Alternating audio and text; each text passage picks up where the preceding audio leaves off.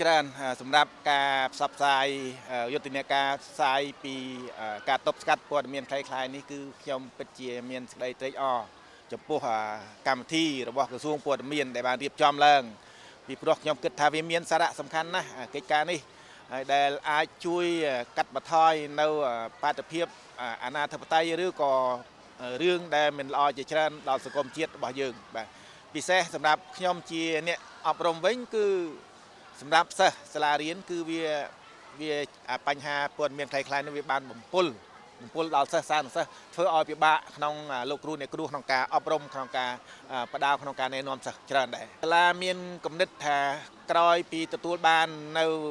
ការអនុញ្ញាតឬក៏កម្មវិធីយុទ្ធនាការនេះសាលានឹងបន្តអនុវត្តផ្សព្វផ្សាយកម្មវិធីព័ត៌មានស្ដីពីយុទ្ធនាការទប់ស្កាត់ព័ត៌មានคล้ายៗនេះនៅក្នុងសាលារៀនជាប្រចាំពិសេសគឺនៅពេលគ្រប់តង់ជាតិយើងនឹងយកផ្លាកដែលក្រសួងបានផ្ដល់មកដាក់ហើយយើងនឹងផ្សព្វផ្សាយហើយនៅក្នុងនោះក៏យើងជំរុញលោកគ្រូអ្នកគ្រូនៅតាមថ្នាក់តាមម៉ោងសិក្សានឹងឲ្យគាត់ចូលរួមធ្វើសកម្មភាពនេះជាប់ជាប្រចាំផងដែរយើងអត់ដឹងទេពីមុនមកហើយយើងក៏មិនហ៊ានដែរពីព្រោះវាអត់មានគោលការណ៍ណាអញ្ចឹងយើងអត់ទាន់ដែរបានអនុវត្ត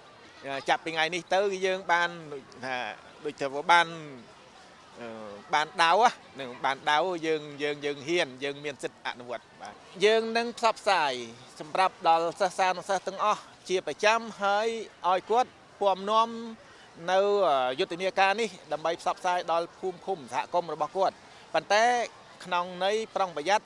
ពាក់ព័ន្ធទៅនឹងខ្លាយលោព័ត៌មានសូមឲ្យច្បាស់លាស់ណាឲ្យច្បាស់លាស់កុំឲ្យចំផ្សព្វផ្សាយព័ត៌មានคล้ายៗនិយាយទៅគឺឲ្យគាត់យល់អំពីព័ត៌មានពិតនិងព័ត៌មានคล้ายៗជាមុនសិនមុននឹងចែករំលែក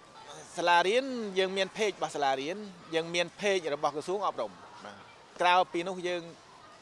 ងគិតថាជាព័ត៌មានដែលវាអត់ប្រកបវិជ្ជា